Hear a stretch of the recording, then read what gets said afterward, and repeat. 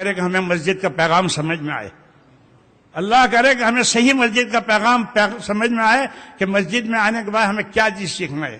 توافق، ایک دوسرے کے ساتھ جوڑ، ایک دوسرے کی غلطی کو معاف کرنا، ایک دوسرے کو گلے لگانا، یہ ہمارا کام ہونا چاہیے۔ غلطی کس سے نہیں ہوتی میرے دنیا میں؟ کون ایسا آدمی ہے؟ پیغمبر معصوم ہوتا ہے، اس کے علاوہ سارے غلطی کر سکتے ہیں، لیکن غلطی کو معاف کرو۔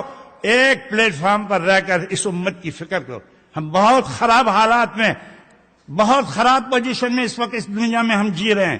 ہمارے لیے قطعاً گنجائش نہیں ہے کہ ہمارا پیسہ، ہمارا وقت، ہماری صلاحیتیں لڑنے میں جائیں۔ آج سب سے دکھ کی بات یہ ہے کہ میرا دل بہت دکھتا ہے کہ جو مسجدیں مسلمانوں کو جوڑنے کے لیے بنائی گئی تھی، ہر مسجد میں جھگڑا۔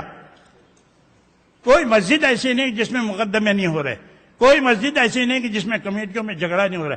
کیوں لڑتے ہو میرے بھائی، کیوں لڑتے ہو؟ یہ اللہ کا گھر ہے، میرا اور آپ کا نہیں ہے۔ کیوں آپ اپنے آپ کو پیش نہیں کرتے کہ مجھے کوئی عہدہ نہیں چاہیے، میں تو خدا کے دین کا کام کروں گا صرف؟ میرے بھائیوں، اللہ کے واسطے ہم اس چیز کو سمجھیں کہ مسجد کیا چیز ہوتی ہے۔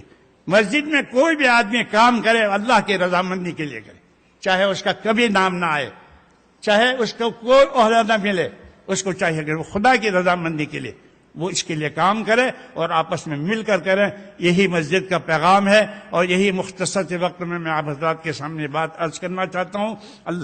اللہ تعالیٰ مجھے اور تمام لوگوں کو اس کی توفیق عطا فرمائے۔ وآخر دعوانا الحمدللہ رب العالمین۔